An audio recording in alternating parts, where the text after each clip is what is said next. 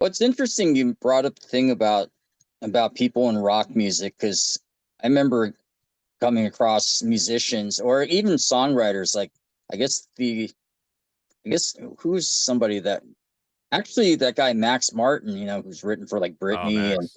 Yeah. I mean he came from a hard rock background and then funny enough guys like well I mean he's not technically a songwriter but a guy like Michael Bolton he started off as a hard rock guy and then now we know him as the guy who sings all the all the hits. So It's funny. I don't think I knew that about Michael Bolton, but in my head, it works. I see it. yeah, Max Martin totally makes sense though, because if you had the experience of being in like a band, a gigging band for a good amount of time, bringing that experience to pop music is invaluable. Like you can hear it in Max's music. Like there's always everything, something is always, something melodic is always happening.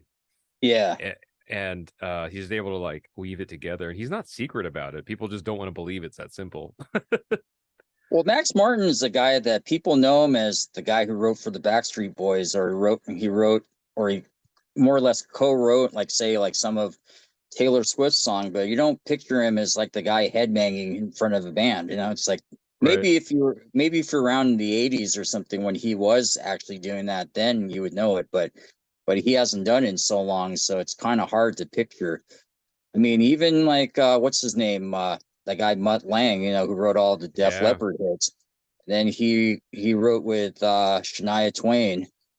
So I mean, Man, those two, like Shania and Mutt, like they were magic together musically. I think, yeah, I obviously personally it didn't work out, but like yeah, it was like, because I know it's funny because I just watched a documentary about Shania and that whole era of her three diamond albums, which is insane. And I think yeah, Come On Over is double diamond now, which something like is that.